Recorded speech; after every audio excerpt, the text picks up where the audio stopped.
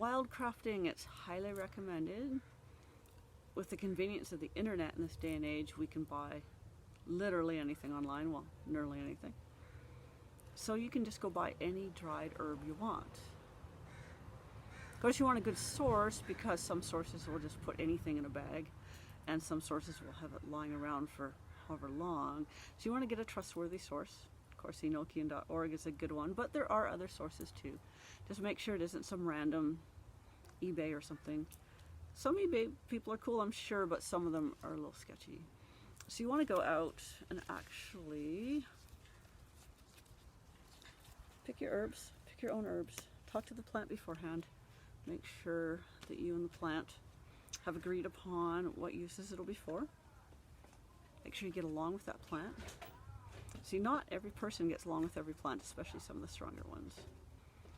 But picking it fresh, this is way different. It has, if you can just imagine, use your imagination for a minute, how many different uses this would have than a bunch of dried, cut and sifted, as they call it. So you can actually write things on here. You can actually wrap things in this, wrap it around a candle, write your spell, float it down a river. There's just so many things you can do with a full leaf. But do you really want just some powder or cut and sifted? No, not really.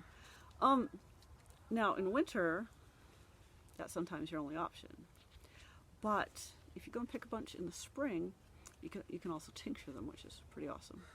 Or dry them yourself, and you know for sure what they are, and store them properly in jars, glass jars. So stock up now. It's an awesome summer. It's hotter than usual this year, so we're getting more herbs. They're way more plentiful this year.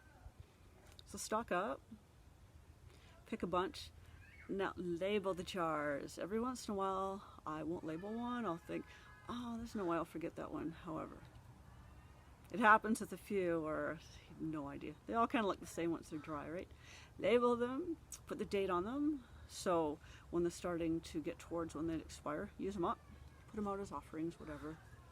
Put them in powders, incense, whatever it is.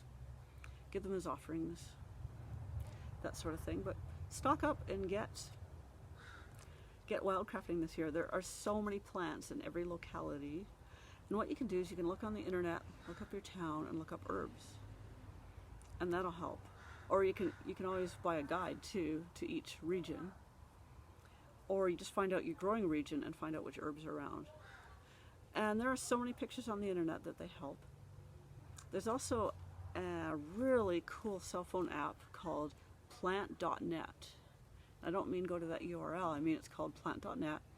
And what you can do is you can take a picture of the flower or the leaf of a plant, and it will tell you what the plant is. Now, sometimes it takes a few guesses, and you set it to your region, and quite often it gets right. I found about 80% of the time it seemed to get it accurately right, because, you know, we test it out on ones we already know. And of course you can ask your friends, and on Facebook there's a plant, actually more than one, but there's this giant plant identification group, which is pretty cool. You can take pictures of plants, and there's these experts who aren't magicians who can tell you what most of the plants are. So you just take a picture of the leaf and or the flowers. See, it's far easier. Wildcrafting in spring is way easier because that's when the flowers are out, and that makes it way easier to identify plants when you have a leaf and a flower, or even just the flowers, because flowers are all distinct and obvious, but leaves, sometimes they all look similar.